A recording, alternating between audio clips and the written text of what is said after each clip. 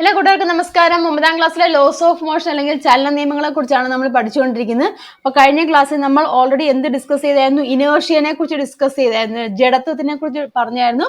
അപ്പോൾ ജഡത്വത്തിന്റെ ആ ഒരു കണ്ടിന്യൂഷൻ ആണ് ഈ ഒരു ടോപ്പിക്ക് വരുന്നത്. അപ്പം എന്താണ് ജഡത്വം എന്നുള്ളത് നമ്മൾ പറഞ്ഞായിരുന്നു. ഒന്ന് റിവൈൻഡ് ചെയ്യുക. എന്താണ് ജഡത്വം എന്ന് പറഞ്ഞാൽ inertia of a body is a tendency of the body to continue in it state of rest or uniform motion. അതായത് ഒരു വസ്തുവിന് അതിന്റെ നിശ്ചലാവസ്ഥയിലോ ചലനാവസ്ഥയിലോ തുടരാനുള്ള പ്രവണതയാണ് ജഡത്വം എന്ന് പറഞ്ഞു.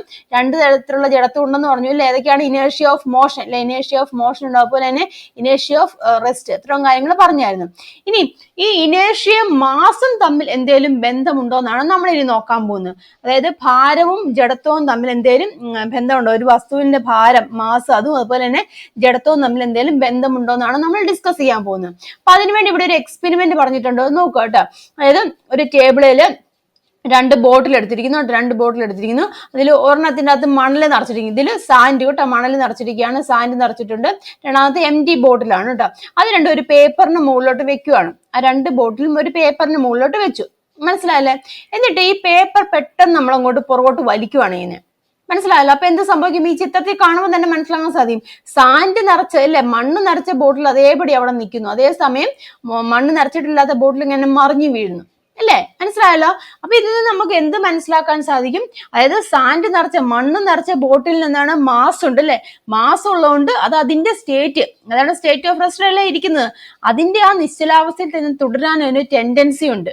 മനസ്സിലാവുന്നല്ലോ? അപ്പം ഇനേർഷ്യ, മാസ് ഉള്ള വസ്തുവിന് എന്തുണ്ട്? ഇനേർഷ്യ ഉണ്ട്, ഇല്ലേ? അതായത് ജഡത്വമുണ്ട്. അത് ഏതാണോ അതിന്റെ അവസ്ഥ, ആ അവസ്ഥയിൽ തുടരാനുള്ള ഒരു ടെൻഡൻസി, ഇല്ലേ? ആ ഒരു പ്രവണത ആ ഒരു വസ്തുവിനുണ്ട്. അപ്പൊ മാസ് ഉള്ള, അതായത് മണൽ നിറച്ച വസ്തു എന്നാണ്, അത് അവിടെ തന്നെ ഇരിക്കുന്നു. പേപ്പർ വലിക്കുമ്പോൾ അത് അവിടെ തന്നെ ഇരിക്കുന്നു, അല്ലെ? അതേസമയം എംറ്റി ആയിട്ടുള്ള ബോട്ടിൽ, ഇത് എംറ്റി ബോട്ടിലാണ്. എംറ്റി ആയിട്ടുള്ള ബോട്ടിൽ, ഒഴിഞ്ഞ ബോട്ടിൽ എന്ത് സംഭവിക്കുന്നത്? മറിഞ്ഞു വീഴുന്നു, ഇല്ലേ? അപ്പൊ നമുക്ക് ഇതിൽ നിന്ന് എന്താ ഒരു കൺക്ലൂഷൻ അല്ലെങ്കിൽ നമുക്ക് ഒബ്സർവ് ചെയ്യാൻ സാധിക്കും? അതായത് മാസ് ഉണ്ടെങ്കിൽ അതിന് എന്തുണ്ട്? ഇനേർഷ്യ ഉണ്ടെന്ന് നമുക്ക് മനസ്സിലാക്കാൻ സാധിക്കും, ഇല്ലേ? മാസ് ഉണ്ടെങ്കിൽ അത് ഇനേർഷ്യ ഉണ്ട്. മാസ് കൂടുവാണെങ്കിൽ എന്ത് സംഭവിക്കും? ഇനേർഷ്യ കൂടും. ഏതാണോ അതിന്റെ സ്റ്റേറ്റ്, അതിലവിടെ സ്റ്റേബിൾ ആയിട്ട് നിൽക്കാൻ അല്ലെങ്കിൽ അതിനുള്ള ഒരു ടെൻഡൻസി ആ വസ്തുവിന് ഉണ്ടാകും. മനസ്സിലായല്ലോ? അപ്പൊ അതിന്റെ കാര്യങ്ങളാണ് ഇവിടെ പറഞ്ഞിരിക്കുന്നത് കേട്ടോ. മേശപ്പുറത്ത് പേപ്പർ വെക്കാൻ വേണ്ടിയിട്ടുണ്ട്. അടിവശം പരന്ന ഒരേ വലിപ്പമുള്ള രണ്ട് പ്ലാസ്റ്റിക് കുപ്പികൾ എടുക്കുക. ഒന്നിൽ മണൽ നിറയ്ക്കുക. ഈ കുപ്പിയും ഒഴിഞ്ഞ കുപ്പിയും പേപ്പറിൽ കുത്തനെ വെക്കുക. പേപ്പർ അതിവേഗം തിരശ്ചീനമായിട്ട് വലിച്ചു മാറ്റുക. ഇതൊക്കെ നമുക്ക് ചെയ്ത് നോക്കാവുന്ന എക്സ്പെരിമെന്റ് തന്നെയാണ്. നിങ്ങൾ ട്രൈ ചെയ്ത് നോക്കുക. അപ്പം ക്വസ്റ്റ്യൻ നോക്കുക. ഏത് കുപ്പിയാണ് മറിഞ്ഞു വീഴാത്തത്? Which bottle does not top over? ഏത് ബോട്ടിലാണ് അവിടെ മറിഞ്ഞു വീഴാത്തത്? മണൽ നിറച്ചത്, അല്ലേ? അതായത് സാൻഡ് ബോട്ടിൽ നമുക്ക് എഴുതാം. മണൽ നിറച്ചത് കേട്ടോ, സാൻഡ് ബോട്ടിൽ നിന്ന് എഴുതും കേട്ടോ. മണൽ നിറച്ച കുപ്പിയാണ് മറിഞ്ഞു വീഴാത്തത്. ഇനി ഏത് കുപ്പിക്കാണ് മാസ് കൂടുതൽ? Which bottle has A higher mass? ഏത് ബോട്ടിലിനാണ്? സാൻഡ് ബോട്ടിൽ, അല്ലെ? മണൽ നിറച്ച ബോട്ടിൽ, സാൻഡ് ബോട്ടിൽ എഴുതുവാണ് കേട്ടോ. മണൽ നിറച്ച ബോട്ടിൽ, അല്ലെ? അപ്പം ഓർത്തിരിക്കുക. Then which bottle possess more inertia? ഏത് കുപ്പിക്കാണ് ജഡത്വം കൂടുതൽ അനുഭവപ്പെട്ടത്? ഏത് കുപ്പിക്കാണ്? സാൻഡ് ബോട്ടിൽ നിന്ന് തന്നെ, അല്ലെ? മണൽ നിറച്ച ബോട്ടിൽ ഫിൽഡ് വിത്ത് സാൻഡ് എന്ന് എഴുതാം, അല്ലെങ്കിൽ സാൻഡ് ബോട്ടിൽ ഞാൻ സിമ്പിൾ ആയിട്ട് എഴുതിയെന്നുള്ളൂ. മണൽ നിറച്ച കുപ്പിക്കാണ് അവിടെ കൂടുതൽ ജഡത്വം അനുഭവപ്പെട്ടത്, ഇല്ല? ഏത് കുപ്പിക്കാണ് ജഡത്വം അനുഭവപ്പെട്ടത്? മണൽ നിറച്ച കുപ്പിക്ക്. എഴുതിക്കോളൂ കേട്ടോ. അപ്പം നമ്മൾ ഈ എക്സ്പെരിമെന്റ് വേണം. അപ്പൊ ഈ ഒബ്സർവേഷൻസ് ഒക്കെ നടത്തി നമുക്ക് എന്ത് അവിടെ നിന്ന് മനസ്സിലാക്കാൻ സാധിക്കും? മാസ് കൂടുവാണെങ്കിൽ എന്ത് സംഭവിക്കും? ഇനേർഷ്യയും അവിടെ കൂടും, ഇല്ല? അപ്പൊ നമുക്ക് എന്ത് ഒബ്സർവേഷൻ എഴുതാം? അവിടെ എന്താ നമുക്ക് എഴുതാൻ സാധിക്കുന്നത്? അതായത് വെൻ മാസ്, ഇല്ലേ? വെൻ മാസ് ഇൻക്രീസസ്, നമുക്കറിയാം മാസ് ഇൻക്രീസസ്. ഞാൻ അപ്പോഴും ഇടുവാണ് കേട്ടോ. വെൻ മാസ് ഇൻക്രീസസ് ഇനേർഷ്യ എങ്ങനെയാണ്? ഇനേർഷ്യക്ക് എന്ത് സംഭവിക്കും? Inertia also increases. മാസ് കൂടുവാണെന്നുണ്ടെങ്കിൽ ജഡത്വവും അവിടെ കൂടും. അപ്പൊ നമ്മൾ ഈ കണ്ട ഈ എക്സ്പെരിമെന്റ് അല്ലെങ്കിൽ ഈ ഒരു ഇതിൽ നിന്ന് നമുക്ക് മനസ്സിലാക്കാൻ സാധിക്കുന്ന കാര്യം എന്താണ്? മാസ് കൂടുവാണെന്നുണ്ടെങ്കിൽ ജഡത്വം അവിടെ കൂടും. മാസ് കൂടുവാണെങ്കിൽ ജഡത്വം കൂടുക എന്ന് പറഞ്ഞാൽ എന്താണ് ഉദ്ദേശിക്കുന്നത്? അത് ഏതാണോ അതിന്റെ സ്റ്റേറ്റ്, ഏതാണോ അതിന്റെ അവസ്ഥ, ആ അവസ്ഥയിൽ തന്നെ തുടരുന്നതിന് ടെൻഡൻസി ഉണ്ടാവും. അപ്പൊ ഇതുമായിട്ട് ബന്ധപ്പെട്ട് ഒരുപാട് നമ്മുടെ ഡെയിലി ലൈഫ് എക്സ്പീരിയൻസ് ചെയ്യുന്ന ക്വസ്റ്റ്യൻസുകളൊക്കെ ഉണ്ട് കേട്ടോ. അതൊക്കെ നമുക്കൊന്ന് ജസ്റ്റ് ഒന്ന് നോക്കാം. Which one poses greater inertia? An എംറ്റി barrel or A tar filled barrel? Give reason. ഒഴിഞ്ഞ ടാർ വീപ്പയ്ക്കാണോ അതോ ടാർ നിറച്ച വീപ്പയ്ക്കാണോ ജഡത്വം കൂടുതൽ? കാരണം വ്യക്തമാക്കുക. നമ്മൾ കണ്ട അതേ എക്സ്പെരിമെന്റ് തന്നെ. ഏതിനായിരിക്കും? ടാർ ഫില്ല് ചെയ്ത ബാരലിനാണ്. അതിന് കാരണം എന്താണ്? Because mass is greater than എംറ്റി barrel. മനസ്സിലായില്ലേ? കാരണം എന്താണ്? എം ടി ബാരലിനേക്കാളും മാസ് അവിടെ കൂടുതലാണ്. മാസ് ഈസ് ഗ്രേറ്റർ ദാൻ, ഇല്ലേ? ടാർ നിറച്ച ബാരലിന് എം ടി ബാരലിനേക്കാളും എങ്ങനെയാണ്? മാസ് കൂടുതലാണ്. ടാർ നിറച്ച വീപ്പയ്ക്കാണ് ജഡത്വം കൂടുതൽ. അതുകൊണ്ടാണ് അതിന് കാരണം എന്താണ്? മാസ് കൂടുതലാണ്. അതുകൊണ്ടാണ് നമുക്ക് ടാർ നിറച്ച വീപ്പയ്ക്ക് കൂടുതൽ ഇനേഷ്യ അവിടെ വരാൻ കാരണം. മനസ്സിലായല്ലോ? അപ്പം ക്ലിയർ ആയല്ലോ? അപ്പോൾ ഓർത്തോളൂ, മാസ് ഇൻക്രീസ് ചെയ്യുകയാണെങ്കിൽ ഇനേഷ്യ അല്ലെങ്കിൽ ജഡത്തോടെ ഇൻക്രീസ് ചെയ്യും. ഇനി അടുത്തൊരു ക്വസ്റ്റ്യൻ നോക്കുക. Why should people run in a zigzag manner to escape from an elephant attack? ഇല്ല, നിങ്ങൾ കേട്ടിട്ടുണ്ടായിരിക്കും, ആനയുടെ ആക്രമണത്തിൽ നിന്ന് രക്ഷപ്പെടാൻ ആളുകൾ വളഞ്ഞു തിരിഞ്ഞു ഓടുന്നത് എന്തിനായിരിക്കും? ഇല്ല, സിഗ്സാഗ് മൂവ്മെന്റ്, അങ്ങോട്ടും ഇങ്ങനെ ഓടുവാണെന്ന് എന്തിനായിരിക്കും എന്നാണ് ചോദിച്ചിരിക്കുന്നത്. എന്താണ് കാരണം? ആനയ്ക്ക് നമുക്കറിയാം മാസ് കൂടുതലാണില്ലേ. മാസ് കൂടുതലാവുമ്പോൾ എന്താണ്?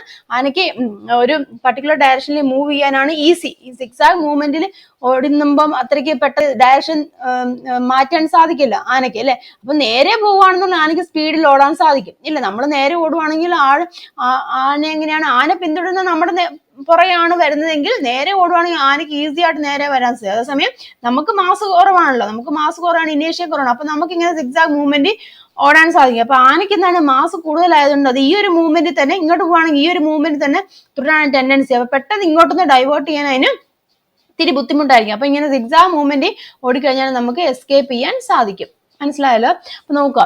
The elephant which is enormous in mass has a large ഇനേഷ്യ. This result in the elephant being more resistant to change the direction. മനസ്സിലായില്ലേ? ആ ഡയറക്ഷൻ ചേഞ്ച് ചെയ്യാൻ വേണ്ടി പ്രയാസമാണ്.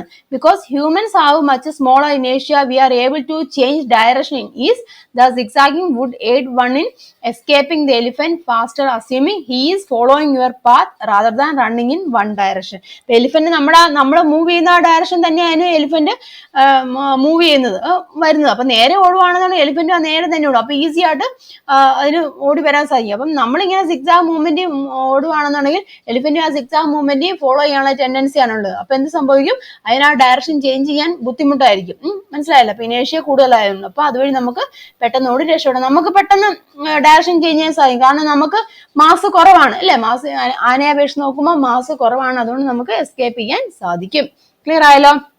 അതായത് ആനയ്ക്ക് മാസ് കൂടുതലായതിനാൽ ജഡത്വം കൂടുതലാണ് കേട്ടോ. മാസും ജഡത്വവും തമ്മിലുള്ള എന്താണ് ബന്ധമാണ് കേട്ടോ. മാസ് കൂടുതലായതിനാൽ ജഡത്വം കൂടുതലാണ്. അതിനാൽ എളുപ്പം വളഞ്ഞു തിരിഞ്ഞ് ഓടാൻ, അതായത് ദിശാവ്യതിയാനം വരുത്താൻ കഴിയില്ല. നമുക്ക് താരതമ്യേന മാസ് കുറവായതുകൊണ്ട് ആനയേക്കാൾ എളുപ്പത്തിൽ വളഞ്ഞു തിരിഞ്ഞ് ഓടാൻ സാധിക്കും, അല്ലേ? അപ്പൊ അതുവഴി നമുക്ക് എസ്കേപ്പ് ചെയ്ത് രക്ഷപ്പെടാൻ സാധിക്കും. മനസ്സിലായല്ലോ? അപ്പൊ ഇതെന്താണ്? മാസും ഇനേർഷ്യയും, മാസും ജഡത്വവും തമ്മിലുള്ള ബന്ധത്തെ കാണിക്കുന്നതാണ്. ക്ലിയർ ആയല്ലോ? ഇനി അതിന്റെയൊക്കെ എക്സാമ്പിൾസ് ആണ് കൊടുത്തിരിക്കുന്നത് കേട്ടോ. Which of the following has more ഇനേഷ്യ കേട്ടോ. ഏതിനാണ് കൂടുതൽ ഇനേഷ്യ എന്നാണ് ചോദിച്ചിരിക്കുന്നത്. Rubber ball and stone of the same size. Rubber ball അതിനാണ്, ഒരു റബ്ബർ ബോളും ഉണ്ട്, അതുപോലെ തന്നെ സെയിം സൈസ് ഒരു റബ്ബർ ബോൾ, അതേ സെയിം സൈസിലുള്ള ഒരു സ്റ്റോണും എടുത്തിരിക്കുന്നുണ്ട്. ഏതിനായിരിക്കും ഇനേഷ്യ കൂടുതൽ? മാസ് കൂടുതൽ റബ്ബർ ബോളിനാണ്, സ്റ്റോണിനാണ് മാസ് കൂടുതൽ. മാസ് കൂടുതലുള്ളതിനാണ് സ്റ്റോണിനാണ്, അല്ലേ? അപ്പൊ അതുകൊണ്ട് സ്റ്റോണിന് അവിടെ ഇനേഷ്യ കൂടുതലാണ്. Mass of the stone is more than the mass of the rubber ball as inertia is directly proportional to mass. The object having heavier mass will have more inertia, that is stone will have more inertia than rubber. മനസ്സിലായല്ലോ? Answer മനസ്സിലായല്ലോ? കല്ലിനാണ് ഭാരം കൂടുതൽ, അതുകൊണ്ട് തന്നെ ഇനേഷ്യ ജഡത്വം കൂടുതൽ കല്ലിനാണ്. Rubber ബോളിനെ അപേക്ഷിച്ച് നോക്കുകയാണെന്നുണ്ടെങ്കിൽ ജഡത്വം കൂടുതൽ കല്ലിനാണ്. നമുക്കറിയാം ഇനേഷ്യ എന്ന് പറഞ്ഞിരിക്കുന്ന മാസും ഇനേഷ്യയും, അതായത് ഭാരവും എന്താണ് ജഡത്വം എങ്ങനെയാണ്? ഡയറക്ട്ലി പ്രപ്പോർഷണൽ ആണ്, നേർ അനുപാതത്തിലാണ്, അല്ലെ? ഒന്ന് കൂടുവാണെന്നുണ്ടെങ്കിൽ അത് മറ്റേതും കൂടും. മാസ് കൂടുവാണെന്നുള്ള ഇനേഷ്യ കൂടും. ക്ലിയർ ആയല്ലോ? അടുത്ത് a bicycle and a train. ബൈസൈക്കിളും ട്രെയിനും നോക്കാം. ട്രെയിൻ അല്ലേ മാസ് കൂടുതൽ, അല്ലേ? ട്രെയിന് മാസ് കൂടുതലാണ്, അല്ലേ? അതുകൊണ്ട് തന്നെ ഇനേഷ്യയും കൂടുതലായിരിക്കും. A train is heavier than A bicycle, therefore train will be having more inertia than bicycle as inertia is directly proportional to mass. പറഞ്ഞ കാര്യം തന്നെ.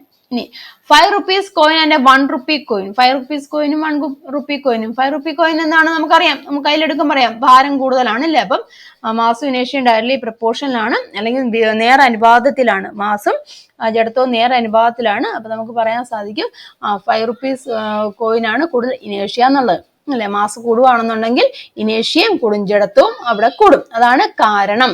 മനസ്സിലായല്ലോ? the mass of 1 rupee coin is less than the mass of 5 rupee coin, so the 5 rupee coin is having more mass than 1 rupee coin. 5 rupee coin will having more inertia than 1 rupee coin as mass is directly proportional to inertia. Reason ചോദിക്കുകയാണെന്നുണ്ടെങ്കിൽ ഏതിനാണ് ഇനേഷ്യ കൂടുതൽ, reason ചോദിക്കും. അപ്പൊ എന്താന്ന് വെച്ചാൽ നിങ്ങൾ പറയുക കേട്ടോ, ഇതിനാണ് mass കൂടുതൽ, ഇന്ന വസ്തുവിനാണ് മാസ് കൂടുതൽ, മാസും ജഡത്വവും നേർ അനുപാതത്തിലാണ്. ക്ലിയർ ആയല്ലോ? ഇതൊക്കെ എക്സാമ്പിൾസ് ആണ് കേട്ടോ. നമുക്ക് ഡെയിലി ലൈഫ് ഇങ്ങനെ ഒരുപാട് എക്സാമ്പിൾസ് നമുക്ക് ഒബ്സർവ് ചെയ്യാൻ സാധിക്കും കേട്ടോ. അങ്ങനെയുള്ള ക്വസ്റ്റ്യൻസുകളൊക്കെ നിങ്ങൾ പ്രാക്ടീസ് ചെയ്യുക കേട്ടോ. Then അടുത്ത നോക്കിയേ, it is dangerous for loaded vehicles to negotiate curves in the road without reducing the speed. What may be the reason? ഇത് ഭാരം കയറ്റിയ വാഹനങ്ങൾ വേഗം കുറയ്ക്കാതെ വളവ് തിരിയുന്നത് അപകടത്തിനിടയാക്കുന്നു. എന്തായിരിക്കാം കാരണം? ഇല്ല, നമുക്കറിയാം ഭാരമുള്ള വാഹനം, വലിയ തടി കയറ്റിയതും കല്ല് കയറ്റിയ വാഹനങ്ങളൊക്കെ വളവ് തിരിയാൻ നേരത്ത് വേഗം കുറച്ചാണ് പോകുന്നത്, അല്ലെ? അല്ലെങ്കിൽ എന്ത് സംഭവിക്കും? വേഗം കുറയ്ക്കാതെ പോയി കഴിഞ്ഞാൽ എന്ത് സംഭവിക്കും? ഭാരം കൂടുതലാണ്. ഭാരം കൂടുതലായതുകൊണ്ട് എന്തുണ്ട്? ജഡത്വമുണ്ട്, അല്ലെ? ആ വാഹനങ്ങളിൽ ഭാരം കൂടുതലായതുകൊണ്ട് ജഡത്വമുണ്ട്. അപ്പൊ എന്താണ്? തിരിയുമ്പോ എന്ത് സംഭവിക്കും? ആ ചലനത്തെ വളവ് തിരിയുമ്പോ എന്ത് സംഭവിക്കും? വളവ് ഇങ്ങനെ തിരിയുമ്പോ എന്ത് സംഭവിക്കും? ഇങ്ങനെ അതിന്റെ ഡയറക്ഷൻ വ്യത്യാസപ്പെടുമല്ലേ, ദിശ വ്യത്യാസപ്പെടുമല്ലേ? അപ്പൊ എന്താണ്? ആ ജഡത്വം കാരണം അതിന് നേരെ പോകാനുള്ള ടെൻഡൻസി ആണ് ഉള്ളത്, അല്ലെ? വളവ് തിരിയുമ്പോൾ നമ്മൾ വേഗം കുറച്ചില്ല എന്നുണ്ടെങ്കിൽ ഒന്ന് സ്കിപ്പ് ചെയ്ത് അല്ലെങ്കിൽ സ്കിഡ് ചെയ്ത് പോകാനുള്ള ടെൻഡൻസി ഉണ്ട്, തെന്നി വീഴാൻ ചാൻസ് ഉണ്ട്. അതുകൊണ്ടാണ് നമ്മൾ വേഗം കുറച്ച് ഭാരം കയറ്റിയ വാഹനങ്ങൾ വളവ് തിരിയുമ്പോൾ വേഗം കുറച്ച് പോകണമെന്ന് പറയുന്നതിന്റെ കാരണം. ഇതൊക്കെ എന്താണ്? മാസും ഇനേർഷ്യയും, മാസും ജഡത്വവും തമ്മിലുള്ള ബന്ധത്തെ സൂചിപ്പിക്കുന്ന കാര്യങ്ങളാണ് കേട്ടോ. അപ്പൊ അതേ ആൻസർ നോക്കിയേ. Loaded vehicles possess more inertia of motion because of mass contained in it. When it takes turn, direction of motion changes, but its inertia will resist its changes and try to keep its motion in initial direction. So there is a chances to skid the vehicles on road. To avoid such things, need to reduce speed. Load ചെയ്ത വാഹനങ്ങളിൽ ഭാരം കൂടുതൽ ഉള്ളതിനാൽ കൂടുതൽ ജഡത്വം ഉണ്ട്. അത് തിരിയുമ്പോൾ ചലനത്തിന് ദിശ മാറുന്നു. പക്ഷെ ജഡത്വം എങ്ങനെയാണ്? ജഡത്വം ഉള്ളതുകൊണ്ട് ആ മാറ്റങ്ങളെ ചെറുക്കുകയും അതിന്റെ ചലനത്തെ ആദ്യത്തെ ദിശയിൽ, ഏത് ദിശയിലാണ് വന്നുകൊണ്ടിരിക്കുക? ഇപ്പൊ നേരെ വന്നുകൊണ്ടിരിക്കുകയാണെന്ന് ആ ഡയറക്ഷനിൽ പോകാനാണ് ടെൻഡൻസി ഉള്ളത്. അപ്പൊ സ്പീഡ് കുറയ്ക്കുമ്പോൾ നമുക്ക് ഈസി ആയിട്ട് റൊട്ടേറ്റ് ചെയ്യാം, അല്ലെങ്കിൽ എന്താണ്? സ്കിഡ് ചെയ്ത് പോകും. പ്രാരംഭ ദിശയിൽ നിലനിർത്താൻ ശ്രമിക്കുകയും ചെയ്യും. അതിനാൽ വഴിയിൽ വാഹനങ്ങൾ തെന്നി വീഴാൻ സാധ്യതയുണ്ട്. അത്തരം കാര്യങ്ങൾ ഒഴിവാക്കാനാണ് വേഗത കുറയ്ക്കണമെന്ന് പറയുന്നത്. ഭാരം കയറ്റിയ വാഹനങ്ങൾ വളവുകൾ തിരിയുമ്പോൾ വേഗം കുറയ്ക്കാന്ന് പറയുന്നതിന്റെ കാരണം ഇതാണ്. സ്കിഡ് ചെയ്യാതായിരിക്കുക. അതിന് കാരണം എന്താണ്? മാസ് കൂടുതലാണ്. അതുകൊണ്ട് തന്നെ ഇനേർഷ്യ, ഇല്ല, ഇനേർഷ്യ എന്നുള്ള പറയുമ്പോൾ അല്ലെങ്കിൽ ജഡത്വം എന്ന് പറയുമ്പോൾ നമ്മുടെ മൈൻഡിൽ ഉണ്ടായിരിക്കണം എന്താണ് ജഡത്വം. അത് ഏതാണോ അതിന്റെ അവസ്ഥയിൽ നിൽക്കാനുള്ള ഒരു പ്രവണതയ്ക്കാണ് നമ്മൾ ജഡത്വം അല്ലെങ്കിൽ ഇനേർഷ്യ എന്ന് പറയുന്നത്. ക്ലിയർ ആയല്ലോ? ഇത് അടുത്തൊരു ക്വസ്റ്റ്യൻ നോക്കിയേ. ഇഫ് എ ടെന്നീസ് ബോൾ, ഇതാ നോക്കുക, if a tennis ball mass കൊടുത്തിട്ടുണ്ട് 58.5 ഗ്രാം, അതിന്റെ ക്രിക്കറ്റ് ബോൾ 163 ഗ്രാം ആണ്. Are to reach the same distance when hit with a cricket bat, which is to be hit with greater force. Question മനസ്സിലായല്ലേ? Cricket bat ഉപയോഗിച്ച് നിശ്ചലാവസ്ഥയിലുള്ള ഒരു tennis ബോളും cricket ബോളും തിരശ്ചീന ദിവസം അടിച്ചു തെറിപ്പിക്കുന്നുണ്ട്. രണ്ടിന്റെ മാസ് വന്നിട്ടുണ്ട്, അല്ലെ? അപ്പൊ ഏതിനാണ് കൂടുതൽ ബലം പ്രയോഗിക്കേണ്ടി വരുന്നത്? നമുക്ക് ടെന്നീസ് ബോളിന്റെ മാസ് 58.5 ഗ്രാം ആണ്, ക്രിക്കറ്റ് ബോളിലെ 163 ഗ്രാം ആണ്, അല്ലെ? അപ്പം മാസ് കൂടുതൽ ഏതിനാണ്? ക്രിക്കറ്റ് ബോളിലാണ്. അപ്പൊ അത് തെറിപ്പിക്കാനല്ല കൂടുതൽ ഫോഴ്സ് അല്ലെങ്കിൽ ബലം നമ്മൾ കൊടുക്കേണ്ടി വരുന്നത്, അല്ലേ? അപ്പം ക്രിക്കറ്റ് ബോളാണ്. അപ്പൊ മനസ്സിലായില്ല? മാസും ഇനേഷ്യയും തമ്മിലുള്ള ബന്ധം. മാസ് കൂടുകയാണെന്നുണ്ടെങ്കിൽ അവിടെ ഇനേഷ്യ കൂടും, അല്ലേ? അപ്പൊ അത് ഓർത്തിരിക്കുക. ഇനി ഇത് അവിടെ ഒരു ക്വസ്റ്റ്യൻ ഉണ്ട്, നോക്കാട്ടോ. From the following write the situation where an unbalanced force is experienced. കുറച്ച് കാര്യങ്ങൾ ചുവടെ കൊടുത്തിരിക്കുന്നത്. ഏതിലൊക്കെയാണ് അസന്തുലിത ബലം അനുഭവപ്പെടുന്നതെന്നാണ് ചോദിച്ചിരിക്കുന്നത്. അസന്തുലിത ബലം നോക്കുക. Brakes are applied on a car moving with a velocity of 20 metre per second. 20 metre per second പ്രവേഗത്തിൽ സഞ്ചരിക്കുന്ന കാർ ഓടിക്കുന്നയാൾ ബ്രേക്ക് പ്രയോഗിക്കുന്നു. 20 മീറ്റർ പെർ സെക്കൻഡ് പ്രവേഗത്തിൽ സഞ്ചരിക്കുന്ന കാറ് ഓടിക്കുന്ന ആള് ബ്രേക്ക് അവിടെ പ്രയോഗിക്കുവാണ്, ഇല്ല? അതെന്താണ്? ബ്രേക്ക് പ്രയോഗിക്കുമ്പോൾ അവിടെ കൊടുത്തിരിക്കുന്ന ബലം ഏതാണ്? 20 മീറ്റർ പെർ സെക്കൻഡിലെ കാർ ഓടിക്കുന്നത്. അപ്പൊ ബ്രേക്ക് കൊടുക്കുകയാണെന്നുണ്ടെങ്കിൽ അവിടെ കൊടുക്കുന്ന ഫോഴ്സ് ഏതാണ്? അൺബാലൻസ്ഡ് ഫോഴ്സ് ആണ്, അതായത് അസന്തുലിത ബലം. അൺബാലൻസ്ഡ് ഫോഴ്സ് അല്ലെങ്കിൽ അസന്തുലിത ബലം കേട്ടോ. എഴുതിക്കോളാം, അസന്തുലിത ബലം. നിങ്ങൾ എഴുതിക്കണം കേട്ടോ, ഞാൻ പറയുവാണ്. അസന്തുലിത ബലം, അൺബാലൻസ്ഡ് ഫോഴ്സ് അല്ലെങ്കിൽ അസന്തുലിത ബലം. ഇനി ഒരു പുസ്തകം കയ്യിൽ താങ്ങി നിർത്തി. Book is supported by a hand. ഒരു ബുക്ക് കയ്യിൽ നമ്മൾ പിടിച്ചിരിക്കണം. അപ്പൊ എന്താണ് സംഭവിക്കുന്നത്? കൈ താഴ്ന്നൊന്നുമില്ല, കൈ അങ്ങ് പിടിച്ചിരിക്കുകയാണെങ്കിൽ എന്താണ് അവിടുത്തെ ഫോഴ്സ്? ഏതാണ്? ബാലൻസ്ഡ് ഫോഴ്സ് ആണല്ലേ?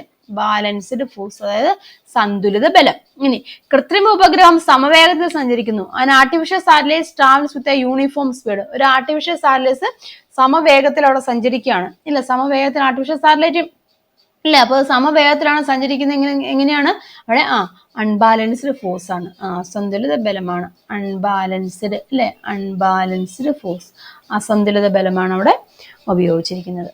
മനസ്സിലായല്ലോ?